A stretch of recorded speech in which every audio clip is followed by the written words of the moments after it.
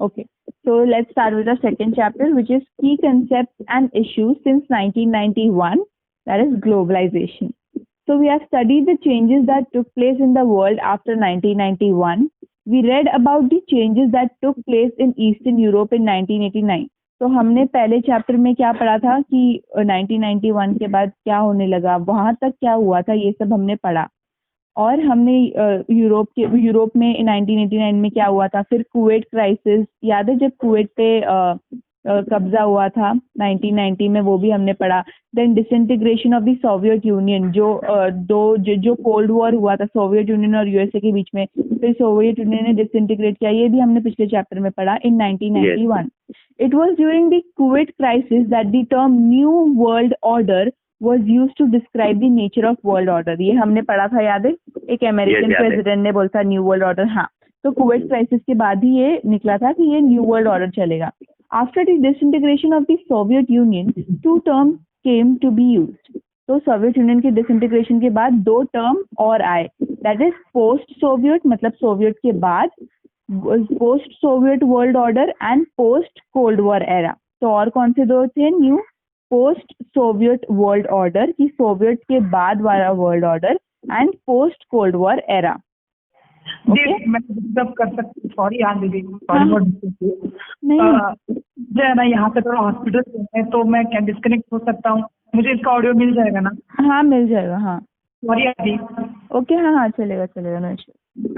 Okay हाँ okay. So it was during the Kuwait crisis. हाँ ये तो मैंने पढ़ लिया ना. अरे ये किसका फोन आ रहा है? पता नहीं कौन है. हाँ ठीक है. Okay, so new world order तो था ही कुवैत क्राइसिस के बाद. हाँ, लेकिन तो हम पढ़ते हैं इकोनॉमिक इश्यूज की क्या क्या थे एंड ग्लोबलाइजेशन ने क्या क्या इनमें इनकी मदद की है. ठीक है, ग्लोबलाइजेशन ने आके क्या क्या इसमें प्रॉफिट किया है. तो पहले हम पढ़ेंगे इकोनॉमिक इश्यूज क्या थे. Some of the important changes that have occurred in the area of economic issues are as follows. तो पहला इकोनॉमिक इशू हम पढ़ते हैं, free flow of finance capital. Investment is an important aspect of the economic system. अगर investment किया ही नहीं तो economy कैसे चलेगा? Industries need finance. अब इंडस्ट्रीज को चलने के लिए पैसा चाहिए, उनको फाइनेंस चाहिए. Investments help to build industries as they provide finance. अगर कोई हमें फाइनेंस प्रोवाइड करता है तो तभी हम इन्वेस्ट कर सकते हैं. अगर समझो मैं कोई प्रोड्यूसर हूँ, मैं इन्वेस्ट कर रही हूँ, तभी वो पर्टिकुलर इंडस्ट्री चलेगी. Investments are done by both the government and the private sector. तो इन्वेस्टमेंट जो होते हैं वो गवर्नमेंट भी करती है एंड प्राइवेट सेक्टर भी करती है. Today you may have read about how Indian companies are investing in foreign countries. तो इंडियन कंपनीज भी कितना इन्वेस्ट करे फॉरेन कंट्रीज में, आप लोगों ने देखा होगा. Private companies like Tata, Reliance, etc. have invested in various industries in America, Europe, Africa and other places. तो हम भी वहाँ इन्वेस्ट करते हैं, वो भी यहाँ इन्वेस्ट करते हैं. Even government companies like ONGC have made investments abroad. Similarly, a lot of foreign companies are investing in India. तो इन्वेस्टमेंट वाइसा वर्सा होता है, हम भी करते हैं इन्वेस्टमेंट वहाँ फॉरेन में, और फॉरेन कंट्रीज भी यहाँ पर इन्वेस्ट करती हैं. Okay. These investments take place in both infrastructure sector and consumer sector. Foreign companies have invested in building airports, nuclear power plants, etc. तो foreign countries ने कहाँ इन्वेस्टमेंट किया? बिल्डिंग एयरपोर्ट्स में किया, एयरपोर्ट्स बिल्ड करने के लिए, then न्यूक्लियर पावर प्लांट्स और एक्सेट्रा. ऐसे बहुत सारी जगहों पे फॉरेन कंपनीज ने इन्वेस्टमेंट किया. In India, they have also invested in consumer food chains like McDonald's, Burger King, Pizza Hut, etc. Now, why do we receive McDonald's के इतने फ्राइज मिलते हैं, then Burger King के बर्गर मिलते हैं, Pizza Hut के pizza मिलते हैं? Why? क्योंकि उनने यहाँ पर इन्वेस्टमेंट किया हुआ है कि हमें भी ये प्रॉफिट मिले, कि हमें भी एक्सपीरियंस करने मिले. Prior to the 1990s, such investments were rare. तो 1990s से पहले ये ऐसे इन्वेस्टमेंट बहुत कम होते थे, बहुत रेयर होते थे. क्यों? क्योंकि इनका इकोनॉमी इतना डेवलप ही नहीं हुआ था. सब तो 1990s के बाद अच्छे से डेवलप होने लगा ना, इसलिए prior to the 1990s, such investments were rare. There used to be several governmental rules that made investments difficult. क्योंकि तभी गवर्नमेंट का बैरियर भी था कि जो गवर्नमेंट बोलेगा वही वो करेंगे. इसलिए जब ये बैरियर हटा तो सब एकदम डेवलप होने लगी सारी countries. This has now change. This change is look as free flow of financial capital. This capital flows both ways, from India to foreign countries and from foreign companies to India. तो दोनों तरीके से एक दूसरे को help grow करने में help करते हैं. इंडिया भी फॉरेन कंट्रीज को देता है, फॉरेन कंट्रीज भी इंडिया को देती है. India is a developing country. It needs financial investment in industry for its development. Obviously बात है, अगर कोई कंट्री को डेवलप होना है तो उसे फाइनेंशियल हेल्प तो चाहिए रहती है. तो इसलिए because India is a developing country, उनको इंडिया को क्या चाहिए, फाइनेंशियल इन्वेस्टमेंट चाहिए उनके इंडस्ट्री में ताकि वो डेवलप हो, इसलिए उन्हें फॉरेन से मिलती है. There are limitations to domestic financial investment in India. Therefore, foreign investment is always welcome. क्योंकि ज़्यादा हमारा डोमेस्टिक फाइनेंशियल इन्वेस्टमेंट, हमारा जो फाइनेंशियल इन्वेस्टमेंट है वो ज़्यादा नहीं कर सकते, इससे जो फॉरेन इन्वेस्टमेंट है वो हमेशा वेलकम है. But we must also remember that is investment in the infrastructure sector is more important than in the consumer sector. क्योंकि ज़रूरी है कि पहले हम वर्ल्ड को एक बेटर प्लेस बनाएं, कि जगह को हम बेटर प्लेस बनाएं, उनका इंफ्रास्ट्रक्चर सेक्टर हम हार्ड बनाएं, तभी तो हम कंज्यूमर सेक्टर अच्छा कर सकेंगे. Real development will take place with building of communication networks through road, rail, water and air travel. तो ज़रूरी है कि हमें जो पब्लिक ट्रांसपोर्ट है, जैसे रोड है, रेल है, ये पहले अच्छा बनाए, क्योंकि ये अच्छा बनेगा फिर ही तो सब चलने लगेगा, फिर ही सब अपना अपना काम करेंगे. तो इसलिए ज़रूरी है कि हम पहले इंफ्रास्ट्रक्चर सेक्टर पर ज़्यादा ध्यान दें एंड देन हम कंज्यूमर सेक्टर पे ज़्यादा ध्यान दें. ओके, यहाँ तक सबको समझा? हेलो. हेलो. हाँ, यहाँ तक सबको समझा? हाँ. ओके. तो नाउ ये था हमारा फर्स्ट पॉइंट इकोनॉमिक इश्यूज में, जो कि था free flow of finance capital, जिसमें हमने इन्वेस्टमेंट के बारे में पढ़ा. अब हम आते हैं सेकंड पॉइंट पे, जो कि है change in the concept of trade, कि ट्रेड के कंसेप्ट में ऐसा क्या चेंज आया. तो several changes have taken place in the approach to trade since the 1990s. तो बहुत सारा चेंज आया कंसेप्ट ऑफ ट्रेड में since 1990s. So the first change was international trade was governed by rules and regulations under the General Agreement of Tariff and Trade. Since 1948, GATT was not an organization, it was an agreement amongst nations regarding trade. तो trade के regarding एक agreement sign किया था बहुत सारी countries ने, जिनका था general agreement on tariff and trade. तो वो चला था since 1948. In 1995, GATT was replaced by the World Trade Organization. सबको पता है वर्ल्ड ट्रेड ऑर्गेनाइजेशन, तो WTO. तो पहले क्या था? हाँ, पहले GATT था, 1948 से बना हुआ था, लेकिन 1995 में WTO, that is world trade organisation, ने GATT को रिप्लेस कर दिया. WTO is an international body whose purpose is to promote free trade by persuading countries to abolish import tariffs and other barriers. The WTO is the only international agency overseeing the rules of international trade. तो WTO सिर्फ एक ही agency है जो international trade पे ध्यान रखता है. Okay, it is an observer ऐसे. It promotes free trade agreements, free trade agreements promote करता है वो. सेटल्स ट्रेड डिस्प्यूट, अगर ट्रेड के बीच में कोई झगड़ा हो जाता है या कोई डिस्प्यूट हो जाता है तो वो WTO का काम है, वर्ल्ड ट्रेड ऑर्गेनाइजेशन का काम है कि ये वो झगड़ा सॉल्व करे. Okay, so it settles trade disputes between government and organizes trade negotiations. और वो trade negotiations भी ऐड करता है कि थोड़ा कम करो ऐसे करके, जैसे हम नहीं करते शॉपकीपर के साथ, थोड़ा कम करो भैया, इतना ज़्यादा दाम लगा, तो ऐसे ही ये भी करते हैं WTO. तो ये WTO का काम है. Now second concept of trade क्या था? Trade is normally done in commodities. Obviously बात है, कमोडिटीज में ही ट्रेड होता है, जैसे कि मुझे शक्कर देना है या कभी फूल देना है या फ्रूट देना है, तो कमोडिटीज किसी particular thing is commodity is a thing, तो कमोडिटीज में ही ट्रेड होता है. So trade is normally done in commodities. These can be commodities like iron ore, coal, oil और such perishable commodities like fruits, flowers, seeds etcetera. तो ये सारे commodities में भी ट्रेड होता है. In the 1990s, the scope of the term trade widened and we talked of trade in services. तो 1990s में क्या हुआ कि ट्रेड का जो स्कोप है, ट्रेड के बारे में बहुत ज़्यादा वाइडेंड हो गया ये कंसेप्ट. पहले क्या था, छोटा सा था कि हाँ लो दो ऐसे करके, लेकिन अभी बहुत ज़्यादा वाइडेंड हो गया ये concept since 1990s. Such banking, insurance, etc. were services and they were also looked at as matters in which trade can be done. इसलिए बैंकिंग और इंश्योरेंस को भी एज अ मीन सोचा जाता था कि इससे भी हम ट्रेड कर सकते हैं. Today we talk of trade in intellectual property. This includes copyrights, trademarks, patents, etc. जैसे copyrights होते हैं, मतलब ये मेरा ट्रेड है कि मतलब ये समझो मैंने आप लोग को कुछ दिया तो इस पे मेरा कॉपीराइट है कि ऐसा और कोई बना नहीं सकता, ये मैंने ऑलरेडी बना दिया तो इस पे मेरा कॉपीराइट है। तो ऐसे करके भी ट्रेड में सब न्यू कंसेप्ट आने लगे कॉपीराइट के, ट्रेडमार्क्स के। जैसे कि आप यहाँ पर एक डायग्राम भी दिए, जैसे ट्रेडमार्क्स क्या होते हैं, जैसे कि अभी मैकडोनल्ड्स का जब आप कुछ लेते हो, मैकडोनल्ड्स का जैसे आपने फ्राइज ले लिया तो उस पर मैकडोनल्ड्स का मार्क रहता है, एक सिंबल रहता है, तो उसे क्या कहते हैं, ट्रेडमार्क कहते हैं। वो एम बना सा रहता है, फिर जैसे अमूल पे अमूल लिखा रहता है तो वो होता है ट्रेडमार्क। तो इसलिए सबने अपना क्या किया है, ट्रेडमार्क्स और कॉपीराइट डाल दिया है कि कहीं ये कोई और किसी और नाम से ना बेच दे, तो ये हमारा मार्क है, तो इसलिए ट्रेड में अभी ये भी आने लग गया। Another change that has occurred in the area of trade is the use of container cargo ships. What are cargo ships? Cargo ships are those जो अच्छे goods carry करने में मदद करता है.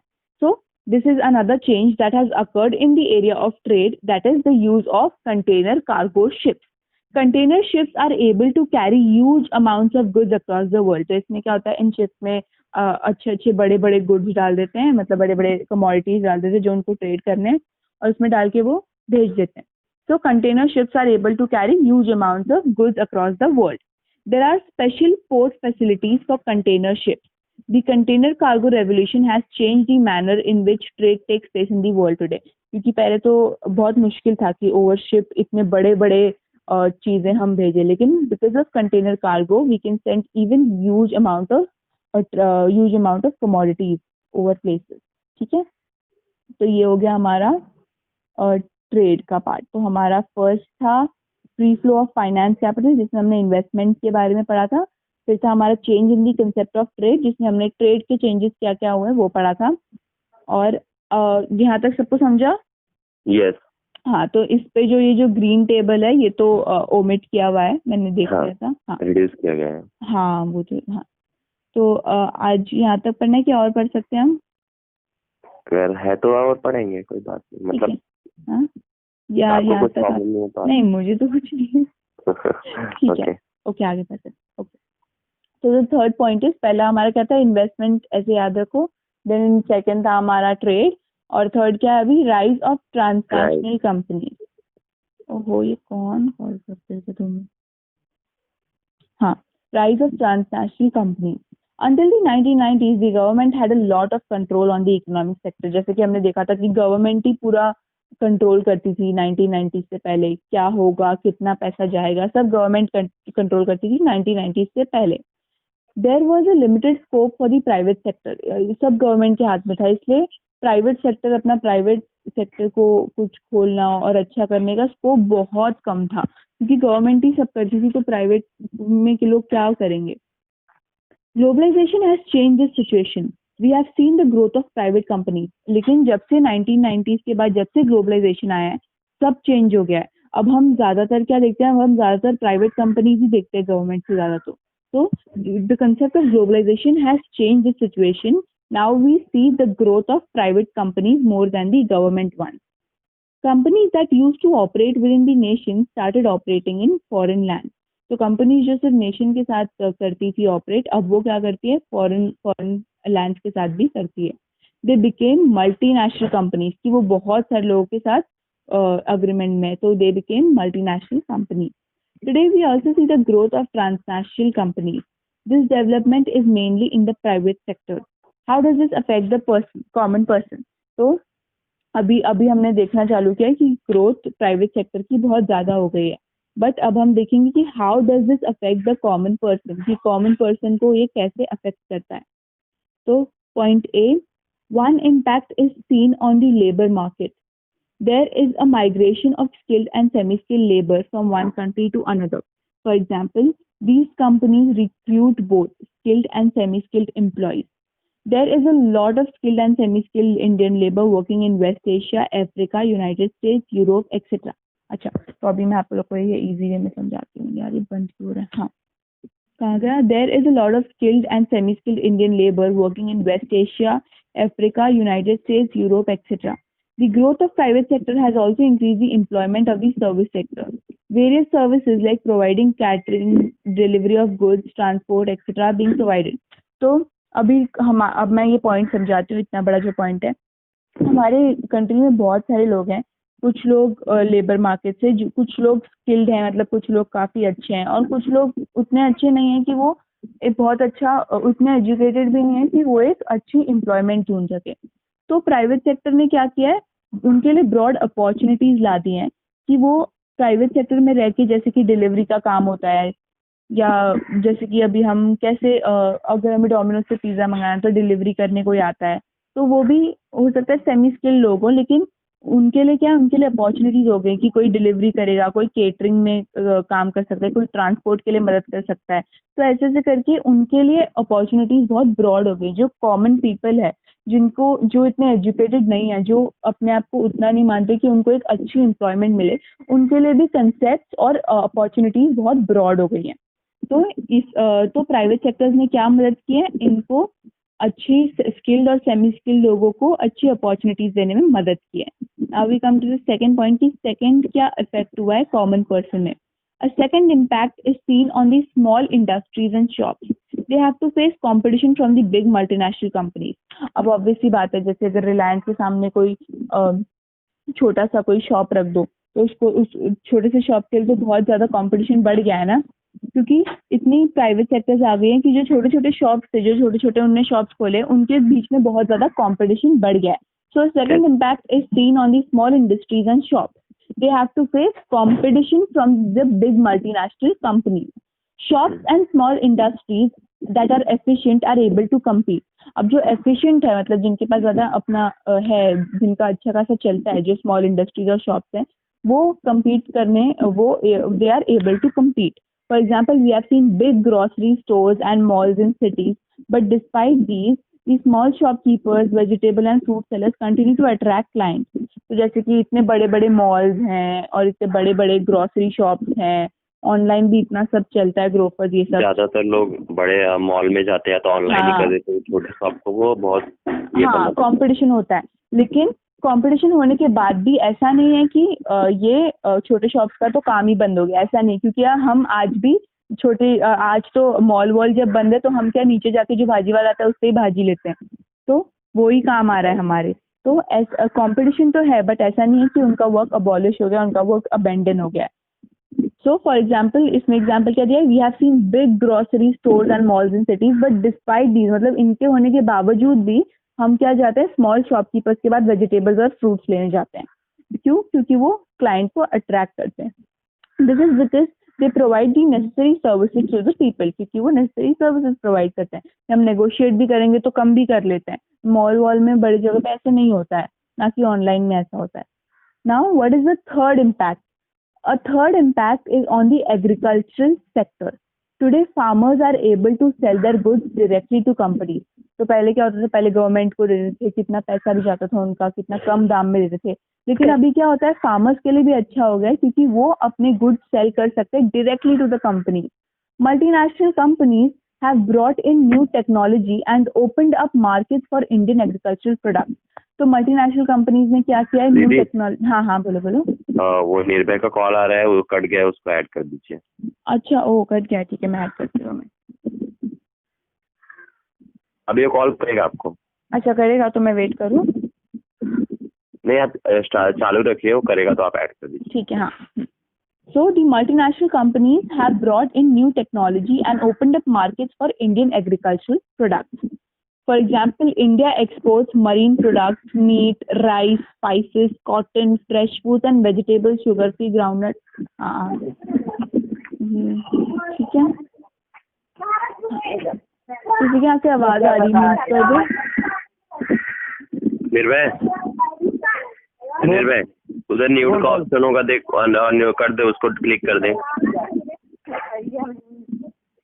हाँ, ओके. ओके. हाँ, तो हम कहाँ थे? हाँ. तो for example, India exports marine products, meat, rice, spices, cotton, fresh fruits and vegetables, sugar, coffee, groundnut, cashews etcetera. तो जितने भी कमोडिटीज होते हैं वो इंडिया एक्सपोर्ट करता है. तो ये था हमारा third point of the rise of transnational companies, इसमें किसी को डाउट है? नहीं। नहीं, ठीक है। और किसी को कुछ पूछना है? नहीं, ओके गुड। तो ये भी हमारा व्हाट डू यू थिंक वाला नहीं है ना? नहीं। ये भी ओमिट है। ये कौन है? वापस बाहर चला गया था। तो पेज 17 पे व्हाट डू यू थिंक तो नहीं है, बट ये ग्रीन टेबल है, राइट? वो आपको पता होगा, मैंने हाँ, ग्रीन टेबल है। तो हम ग्रीन टेबल एक बार गो थ्रू कर लेते हैं। सेम ही लिखा है बट एक बार गो थ्रू करते हैं, अच्छा रहेगा। तो a multinational company is a company that is operating in several countries. मतलब ये जो मल्टीनेशनल कंपनी है बहुत सारे कंट्रीज में ऑपरेट कर रही है, लेकिन इस कंपनी का एक होम कंट्री है, एक होम कंट्री जहाँ से उसका मेन ऑपरेशन होता है। So multinational company is a company that is operating in several countries but has one home country from where it controls all the business. Some Indian multinational companies are Bajaj, Dabur, Aditya Birla, ONGC. ठीक है, तो ये कुछ examples है, ये याद रख लेना। ये आपको पूछ सकते हैं कि मल्टीनेशनल कंपनी के एग्जाम्पल्स दो, तो आप ये 3 एग्जाम्पल्स दे सकते हो, बजाज, डाबर, आदित्य बिरला, ONGC, बहुत इजी वाले। ठीक है, अमूल भी है, yes. वो भी दे सकते हो। अरे कौन है? हाँ, तो ये थे हमारी मल्टीनेशनल कंपनी। कहाँ गया? कहाँ गया? हाँ, अभी आते हैं हम पॉलिटिकल इश्यूज। हम फिर नेक्स्ट क्लास में करें क्योंकि हमने इकोनॉमिक इश्यूज कर दिया है पूरा। यस। ओके, तो हमने डिस्कस भी कर लिया। कौन आ रहा है? 2 मिनट।